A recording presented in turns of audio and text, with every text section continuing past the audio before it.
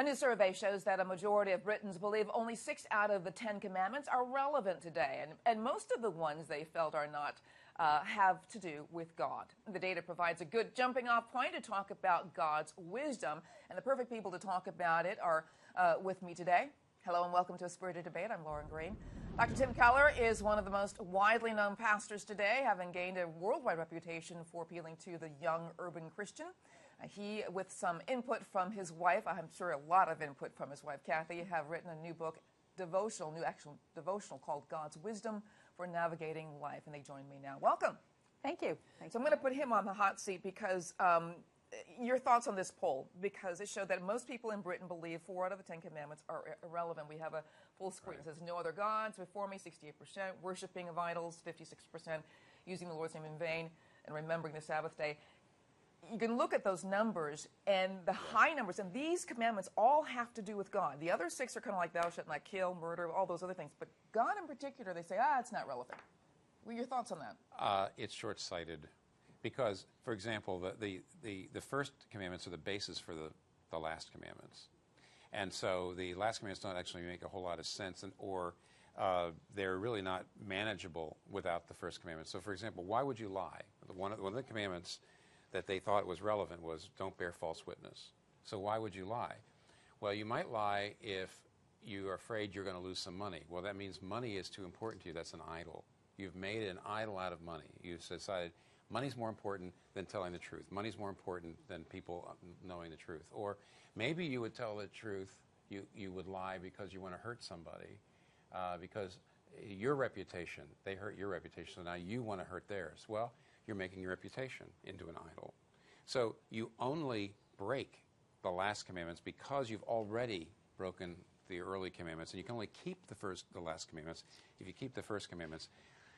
To explain all that would take a lot more time than we have, but anyway, that's why I don't believe that they're at all insightful or right to say that the first commandments are not. Can I jump in on that? Yeah, for a absolutely, second? absolutely. As a new Christian reading through the Bible for the first time, I kept running into this idolatry stuff. Don't have any idols. Oh, don't worship idols. Don't marry people who worship idols.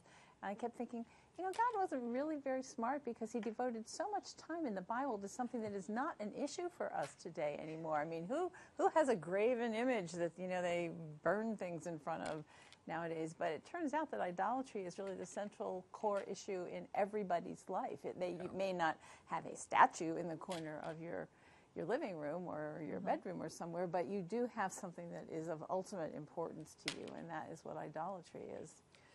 He wasn't as crazy as I thought. Good thing. So how is God's wisdom really different from our own? I mean, this whole idea of navigating God's wisdom, we just think wisdom is out there and we sort of grab it.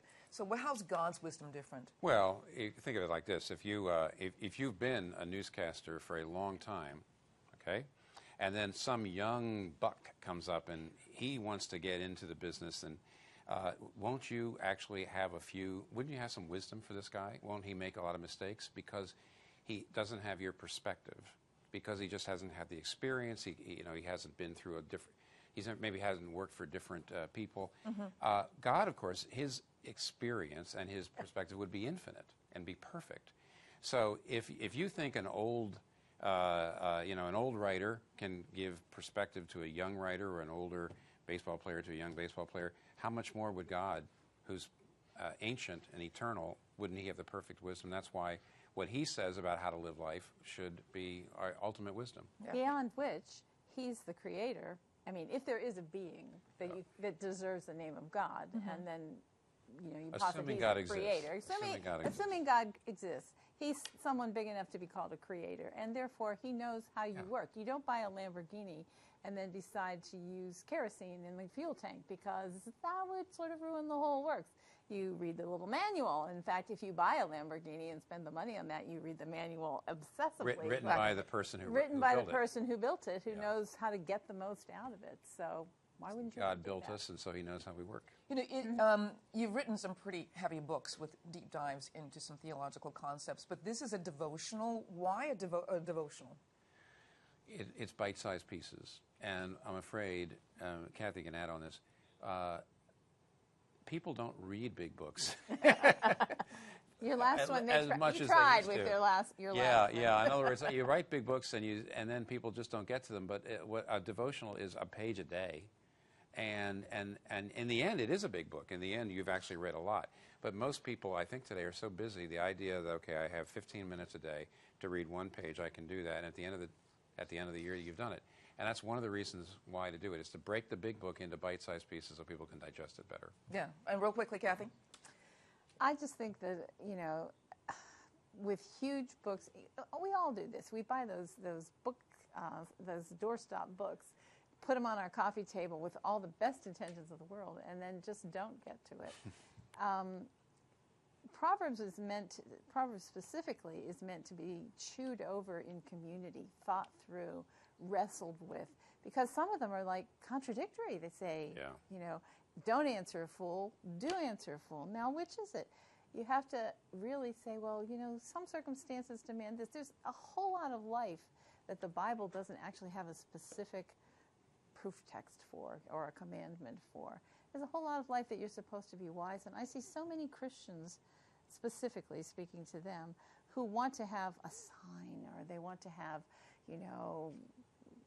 a sky-written message or something like that, when what God wants us to do is to learn to be wise, to think his thoughts after him, and to become changed in the pursuit of the answers that we want. We want an answer, just tell me what I should do. Move to Toledo, stay here.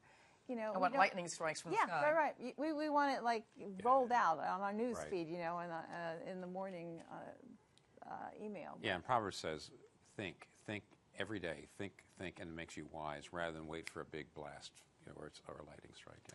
Well, the book is called God's Wisdom for Navigating Life. Tim and Kathy Keller, I want to thank you so much for being on A Spirit Debate. I also want to remind people that to check out the podcast, Lighthouse Faith. Tim and Kathy will spend a little more time talking about wisdom, faith, and the state of religion today with me. So check that out online. Thanks so much for watching A Spirit Debate. I'm Lauren Green.